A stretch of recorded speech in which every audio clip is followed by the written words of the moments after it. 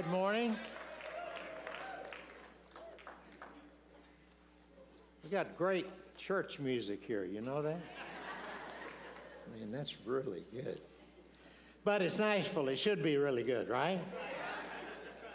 Be a real disappointment to come to Nashville, Tennessee and hear bad music. I'm sure there's plenty of that going around somewhere in Nashville, but it's not here today. So that's very good. I was here a few years ago, got to know some of you then. Got some old Bostonians here today that I do know very well, too well. Not really. But it is good to be back with you. I want to thank you in a very real way, real personal way, for loving Tom and Sheila the way that you have. They love you so much. They talk about you so much. I'm grateful that Sheila got to end her days on earth among you. It's a very special thing. So it's good to be able to share today. People say, I'm anxious to hear you, and I say, me too. Because I never know quite what is going to come out. You know, I'm going to need some water. I'm sorry about that. I usually don't, but I'm a little dry this morning. But anyway, don't always know exactly what I'm going to do. I talked to Matt before coming when he invited me to speak. And I asked what you'd been doing lately, and he told me that. And he said, just preach whatever is on your mind. And I had a lesson I was going to do. And then I talked to Tom, and Tom said, no, don't do that one. He said, this thing you've been talking about, that you've been saying that you got this insight about, that's what I want to hear. Tom's with the family back at the burial plot in Alabama. Be back tonight, I think. But at any rate, he said, I'll listen to it on tape, but I want you to preach that sermon because he and I had a very interesting conversation about something that had occurred in my life, and he says, I want to hear that. So I'm doing a podcast series video podcast series on it that'll start being broadcast on a YouTube channel soon, but I've not shared it with anyone. So here's how it came about. January the 5th, I got a phone call from my surgeon, and she said, you definitely have cancer. And so that was the way the year started. Interestingly, it didn't hit me much. I thought, well, you know, some people get all freaked out about the C word, but I thought, well, okay. She had told me sometime earlier that you may have it. And I said, well, we all have a shelf life. And I've had a pretty long one, so okay. And then after she told me I had it, my reply to her and my oncologist later was, I'm not surprised that I have cancer. I'm surprised it took so long to develop because I know what stress does to the body, and I'm a type A guy, type AAA guy. And so I've had a lifetime of a lot of good stresses and a lot of not so good stresses, and it's all kind of made me Gordon Ferguson and who I am. But I wasn't surprised that I had cancer. I was just surprised it took nearly 80 years to develop the stuff. And so I wasn't overly upset about it. I did have a lot of roller coaster rides. I have a couple of articles on my website, gordonferguson.org, that are entitled A Roller Coaster Ride with God, and that expanded into 2 articles, part 1 and part 2. But it was a lot of stuff going on deciding how I was going to get it treated and with whom. That was the confusing part. It's pretty funny now, what I wrote down in there, but it wasn't funny at the time, and it was kind of upsetting, not the cancer, it was just, how am I going to get it treated? So I finally ended up with the right people, I'm confident, and we started treatment of chemo and radiation, 5 days a week. First 3 weeks went great. Everything's fine. I thought, wow, I'm going to get through this. In spite of all those warnings and everything is cool, life is good. And then it wasn't good. Within a few hours, I lost all the fluids in my body out of every place they can come. And I won't elaborate further on that. But the next day, I had to have a wheelchair to get into the oncologist and get radiation for the last time. And I should have gone to the hospital then, but you know, I'm a guy. Guys don't do that. So I went to the oncologist nurse practitioner, and she tried to get fluid back in my body on a Tuesday. All this happened on Easter Sunday, afternoon late. And then that didn't help much, so on Friday I went back, and she and the oncologist chemo guy both thought I should go in the hospital. And finally she asked the right question. She said, "If you go home, do you think you'll be okay?" And I thought a minute. I said, "No, if I go home, I will die." And I think I would have. So she said, "Go check in, get in the hospital." And so 23 days later, they let me out. But there's all kinds of stuff in between there. I posted it on Facebook for those of you that read it. And I got through it. But near the end of it, had complications, had this, had that. I had pictures. I put 2 on Facebook. One when I was getting better. I had a beard, a nose tube. It was a terrible picture, but that was the good one. And then I showed one after I got to shave and felt better, like I was going to live. But the first one was the first 2 weeks of all that ordeal.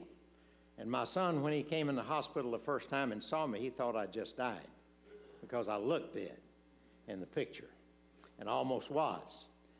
And so, at any rate, near the end of that, I was talking with Tom. And he asked me later after that, I was telling him all that went on, and I was in this state of euphoria. Tom asked me later, Gordon, he said, "Have you ever considered you might be bipolar?" And I just died laughing. I said, "Tom, you know me better than anybody except my wife. I'm a depressive dude. I'm not in the manic state hardly ever. But I am right now." And I couldn't figure out exactly why. A lot of things went on that I don't have time to elaborate on in the hospital. But I have a series coming out, Sitting with God on the Brink of Eternity, because I thought during at least the first couple of weeks, I was going to die. So every time I closed my eyes, I didn't know where I was going to wake up.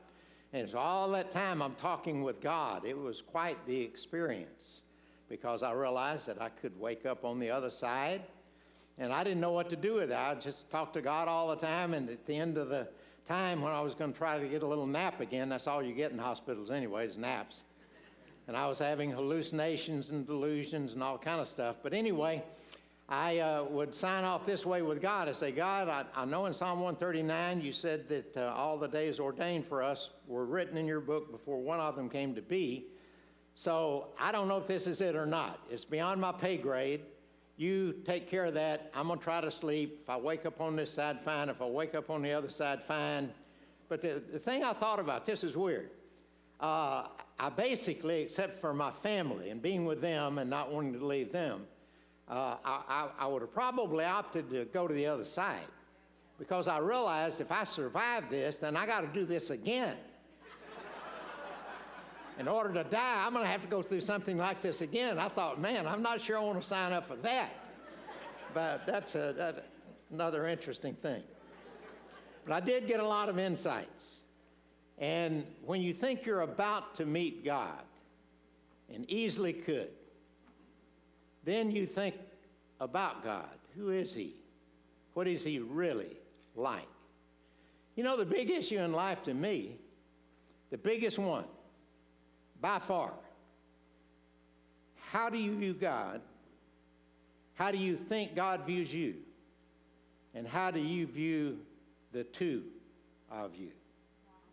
Now, communion, that was great, by the way. Usually it's reversed, you know. It's the mom or the dad, they've done well and tried to raise their kid to do well, and their kid's the one confessing all the stuff the mom, in this case, confessed. But anyway, good to see a reversal.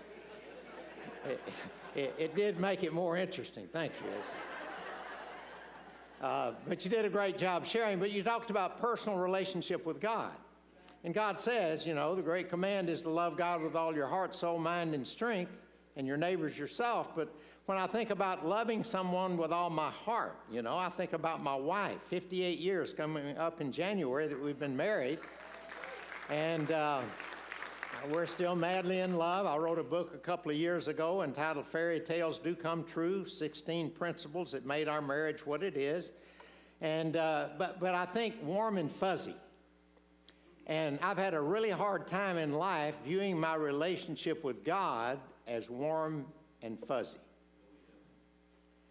And so a lot of what I think, struggling with there is how to view God. How do we determine a relationship, a view of God, a perspective? What do we think he's like? How do we determine that? You know, I've read a lot of theories about that. Some say we get it from our fathers, or adult, if we don't have a father, then the authority relationship that's in our life. And there's some truth to that. My father was very harsh when I was young, in my formative years, most formative years. He was very harsh. He got over that. We became great friends for a long, long time, after he figured out a few things and I figured out a few more. But at any rate, I don't really think it was my dad that I got a view of God because I did view God as rather harsh and demanding and certainly not warm and fuzzy. My mom, on the other hand, was not harsh at all. She kind of protected me from Dad in those earliest years. And Mom, she was so good in so many ways, but she had the misfortune, as did I, of being raised in this small, weird, legalistic church. If you've ever read my book, My Three Lives, I tell all about it, and it was weird. And so their view of God and their view of Judgment Day and all the things like that, it was negative stuff. And so anytime we talked about judgment or death or whatever, it was never safe in the arms of Jesus. We had another song. There's an all-seeing eye watching you. That's a real song. You can see it on YouTube. There's an all-seeing eye watching you, watching. And it wasn't watching you to take care of you. It was watching you to see if you stepped out of line. And that was a song that I knew best. And so I was raised with that view that affected me a lot. And then I got the preaching bug. I lived more the kind of life that the sister confessed. Religion didn't take much with me when I was young, put it that way. My dad's side of the family, a bunch of redneck bricklayers from Louisiana. They were the guys I hung with. But anyway, be that as it may, I didn't do well with religion until finally I met the right guy. There was one guy in the state of Louisiana that could have gotten to me, and God put him in my life. I think there was only one, and it was him. And so, long story there, good story, wonderful story. I got the preaching bug, and I went to this school we called a preacher school, later taught there, and we studied the Bible very much in depth. I liked it better than seminary. I went to Harding Graduate School of Religion, but I take the preacher school over the other because we studied so much text. We went through every verse of the Bible, Old Testament and New Testament, studied it out in detail. It was very intense. But I got in the Old Testament already with a legalistic view, and here's the ground opening up and swallowing whole families and all kinds of things that God is doing in judgment, and that didn't help my view of God, I can tell you.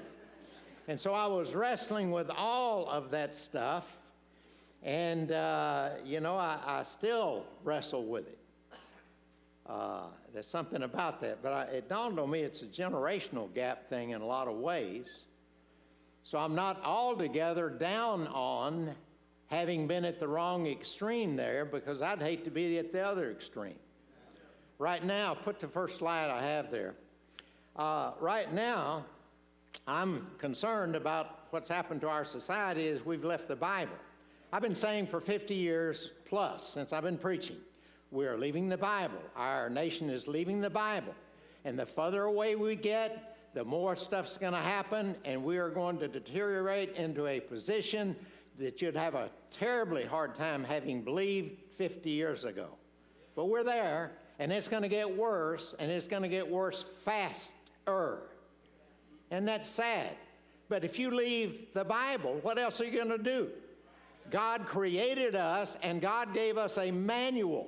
I look at manuals all the time. Thankfully, I don't have to keep them on paper. I just, get on Google, and I find the manual to my little doodad, and it tells me what to do with it, and I fix it, and it works, and it's good. God wrote a manual telling us how to be fixed and how to stay fixed. And our younger generation thinks they know it all, not these guys, they're in church. Their brain is functional. It doesn't get fully functional till you're 25. That's why you don't rent cars before then. But at any rate, it doesn't all get together to 25, but some of you guys are younger than that, and you still got it together. God's blessed you, and God's done that. Thank Him for that. But at any rate, our younger generation thinks they know better, and the latest thing out, and the greatest thing out, and whatever, and they don't know anything about the Bible. I'm reading through right now the New Testament once a month, about 9 chapters a day. I read this one recently. I read the end of Acts last night. But he says, if we deliberately keep on sinning after we've received the knowledge of the truth, no sacrifice for sins is left, but only a fearful expectation of judgment and of raging fire that will consume the enemies of God. Anyone who rejected the law of Moses died without mercy on the testimony of 2 or 3 witnesses. How much more severely do you think someone deserves to be punished who has trampled the Son of God underfoot, who has treated as an unholy thing the blood of the covenant that sanctified them, and who has insulted the Spirit of grace? For we know him who said, it is mine to avenge, I will repay. And again, the Lord will judge his people. It is a dreadful thing to fall into the hands of the living God. You know, I read passages like that, and I wish that everyone knew they existed. But no one reads the Bible much anymore. Sometimes we listen more to podcasts than we ever get into the Bible itself, even spiritual podcasts that are good in some ways. I'm making some, so I think they're good in some ways, obviously. But we need to be in the book. We need to have the right fear of God. Now, I've had the wrong fear of God and the right fear of God most of my life. And the wrong fear is bad. And when I wrote that book on Romans, he mentioned, I'll mention that in a moment again, but, I've got some stuff straight in there. The right fear of God, but we've got to have the right fear of God. We simply do, and our society has totally lost it. And so when God is describing sin through Paul in Romans, he says in chapter 1, the Gentile world is under sin. Chapter 2, the Jewish world is under sin. Chapter 3, we are all under sin. And he gives a long quotation there to show that. And the last thing he says from Psalm 36 is, there is no fear of God. And that's a scary place to be, and that is where our country is right now, and many people that we know and love and need to help get the right fear of God. So I think I've got that one. I'd rather have too much of that than not know it was there and not have any and just flaunt my sin before God and everybody else. So anyway, that's a footnote. My own journey in seeking to understand God, the nature of God. Who is he really? I mean, if I describe Matt down here, I know his dad much better, but if I describe his dad, then, I would say a lot of different things about him, but if I just had to say, okay, here's who he is, bam, what would I say? You see, we all have that kind of view of each other. You know what you would say. This is what they distilled down to. This is the real them. So my question is, who is the real God? And so I've got the insight I'll share with you in a moment. But my teaching on Romans did help. Before the book, I had a booklet called Justified. And I explained that the word justified in the Bible, in the New Testament, came from a Greek word that was a legal term, and it meant literally innocent or not guilty. And so I explained that justified meant just as if I'd never sinned. That's a beautiful thought to me. And then the bigger picture of God helped me. I've always had trouble with aging. It didn't help. I did it anyway. But I always had trouble with aging. And so I remember turning 40. I was freaking out at 40. I talked to Adam Smith yesterday or day before, and he's 44, starting to feel his age a little. I said, son, you have no idea how young you are. No idea at all. But, you know, it still came. And so I was thinking one time, okay, this idea of aging and all the stuff that goes with it, and death is called an enemy, 1 Corinthians 15. We gave Sheila a great homegoing yesterday celebration, but the death process was a really rough one. And it may be for you and it may be for me. We don't know. But on the other hand, I thought, would I take all of that away understanding the whole Bible? And I wouldn't take that away. I wrote an article on my website, GordonFerguson.org. I think I mentioned that. But anyway, I wrote an article entitled, The Greatest Story Ever Told. And it staggers my mind to go back and think about before God made Adam. He already had the price tag. He knew what it was going to cost.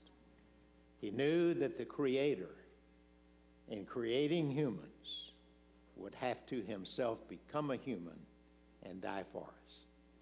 That's the most staggering thought, that God wanted us and wanted a relationship with us enough to know going in, here's what it's going to cost me. So when I think about that, aging and death's a part of it. It's got to be. And so I'm good with that. That thought helped me. I wrote that article because it helped me. And there are other things I've done to try to come to grips with who God really is, but I don't think I got far enough. And I think God said, you know, son, I hate to tell you this, but you need a near-death experience. And I think I did. It wasn't pleasant, but I think I needed that because there are a lot of other ways. You know, I think about the names for God. You can look at all of those. So that's a mixed bag to me. You read Judge and then you read Abba. Okay, which one? Both? How do I harmonize that? Sometimes not too good. And then you look at actions. Jesus said, Matthew 17, you know, you're judged by your actions. Proverbs 20 says, even small children are judged by their actions. Well, look at God's actions. He died on the cross, but then I read that stuff in the Old Testament, and I think, wow, that doesn't totally solve it for me either. And so all this time, I'm working on it, trying to figure it out, and then I'm in a hospital, and I think I'm going to die, and I'm talking to God all the time, and a lot of other things. It was an amazing experience. And I had these things pop into my mind, just out of nowhere. Sometimes I'm asleep or in a delusion or something, and something pops into my mind. And one night, a statement that I heard an old friend make years ago. He's written it in books since then, but he made this statement. And I thought of that. It woke me up.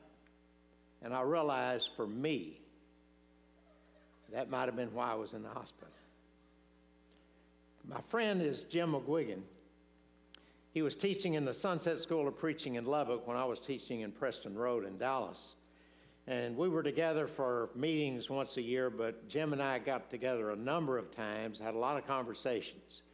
He's written a lot of very good books. I have a lot of his books. He's written some very doctrinally oriented books about prophecy and all that, taking to task a lot of wild, crazy stuff. He's written a lot of commentaries, and he's a free thinker. He's not a Me Too guy that just repeats what others say. He thinks a lot. And his commentary on Ezekiel, that's always my go-to commentary. That's the hardest book in the Bible for me, so I use his commentary. But he wrote later in life some short books like the God of the Towel. And there'd be 3-4 page little devotional thoughts in there. But boy, there are some dynamite, wonderful things. But his statement years ago, he said, God did not become a servant when he became a man, he became a man because he is a servant. And I thought about that, you know. I kind of pictured God before the incarnation differently than after. But he said he didn't become a servant by becoming a man. He became a man precisely because that's who he is. He is a servant. Next slide. Here's the passage that you think of immediately, right? And so Jesus is dealing with these guys right in the shadow of the cross, and they're figuring out who's going to be the greatest here. The pride and what they thought about power and position and roles and all of that stuff. They're arguing with each other. Mama gets involved with James and John, pleading their case to sit on the right and the left. I mean, it's a mess. But Jesus said to that, he called them together and said, you know that the rulers of the Gentiles lord it over them, and their high officials exercise authority over them. Not so with you. Instead, whoever wants to become great among you must be your servant, and whoever wants to be first must be your slave. Those are two different words in the Greek, servant and slave. Just as the Son of Man did not come to be served, but to serve and to give his life as a ransom for many.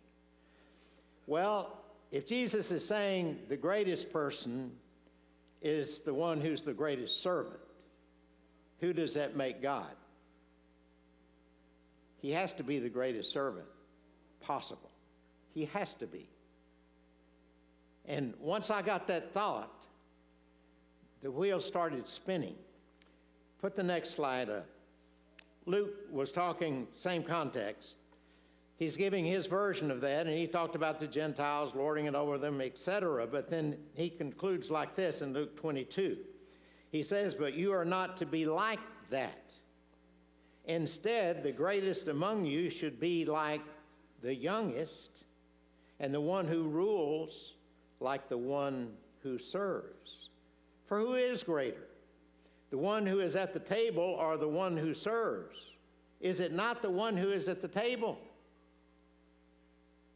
But I am among you as one who serves.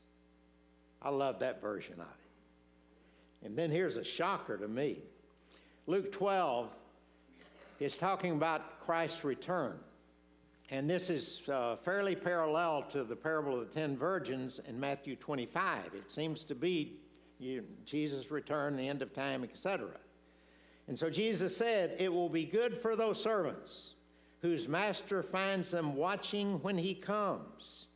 Truly, I tell you, he will dress himself to serve, will have them recline at the table, and will come and wait on them. You get that? That's heaven. That's God serving us even in heaven. Because you don't just turn off who you are. That's who God is. And that is my greatest view of God. He's not simply the King of Kings, the Lord of Lords. He is the servant of servants. And that helped me in so many ways with my perspective. You know, the Old Testament passages, what do you do with them? Well, for one thing, realize that God said, I take no pleasure in the death of the wicked. I think it broke God's heart every time he had to bring discipline. Every time. Because he's love. It had to break his heart to do it. But he had to do it. I mean, imagine taking these slaves out of Egypt who are no concept of anything righteous. And he's got to deal with a whole bunch of them in the wilderness.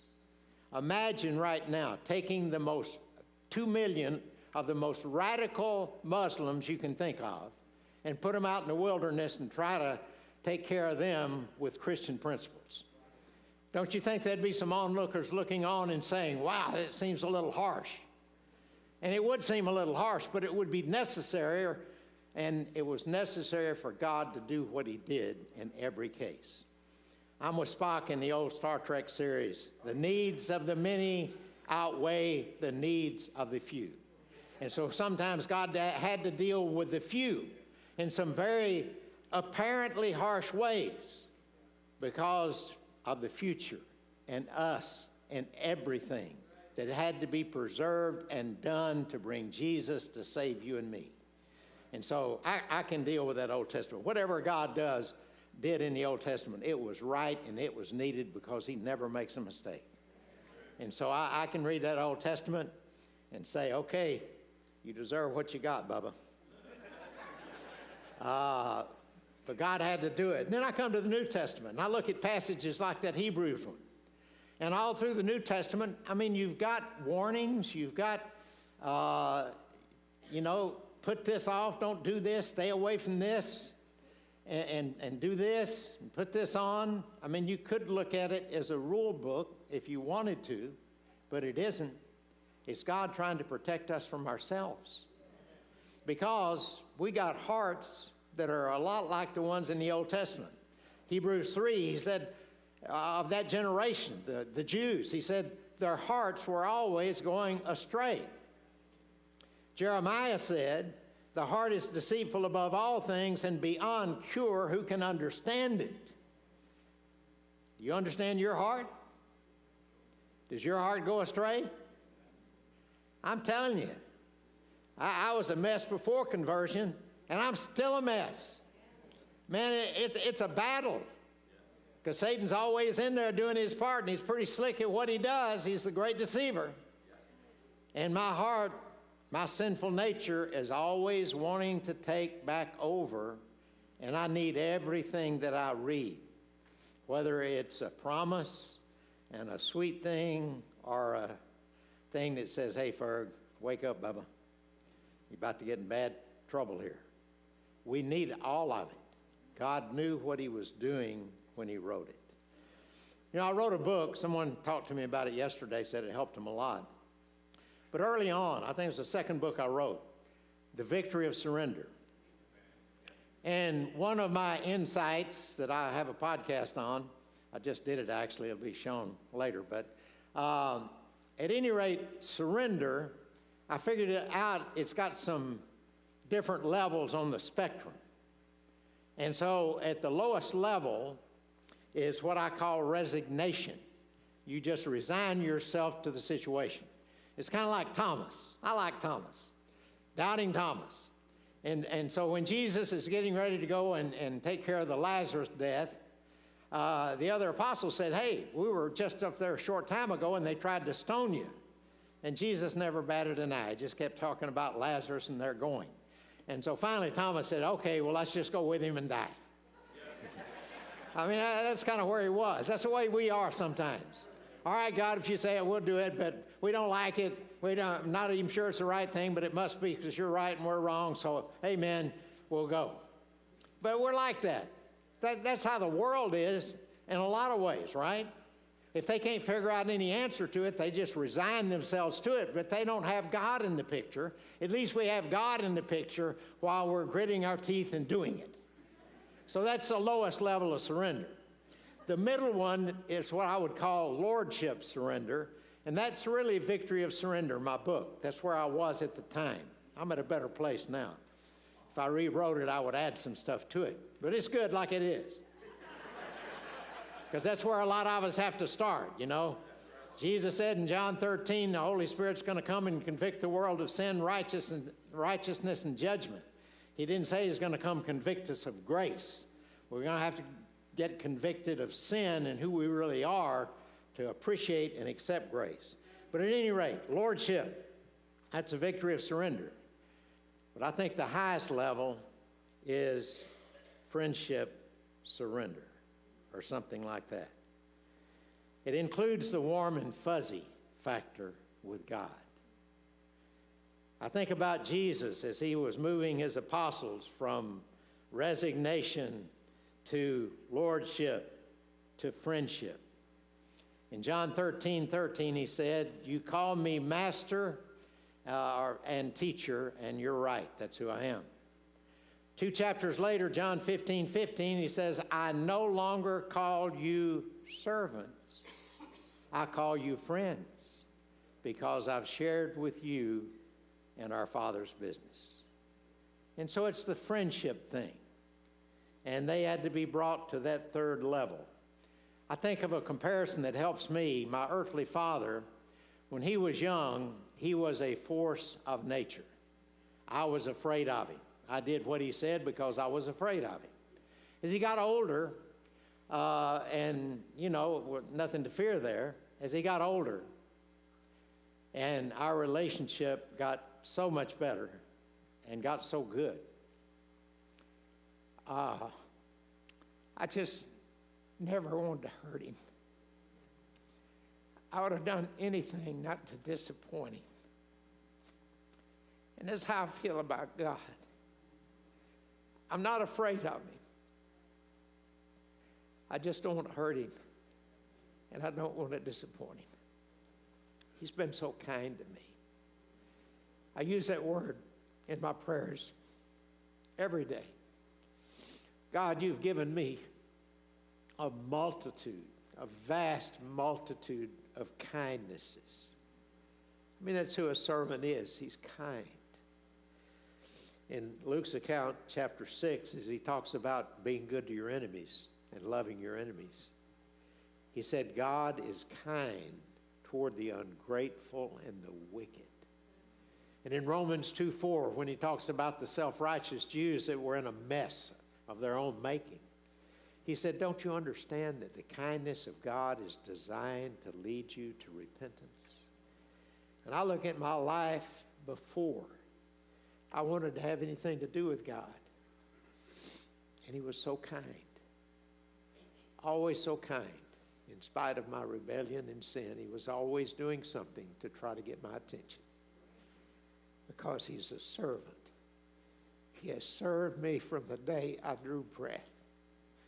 That's just who he is. You know, this reaction that I had to the chemo, 3% of the population has an enzyme deficiency that they don't know they have.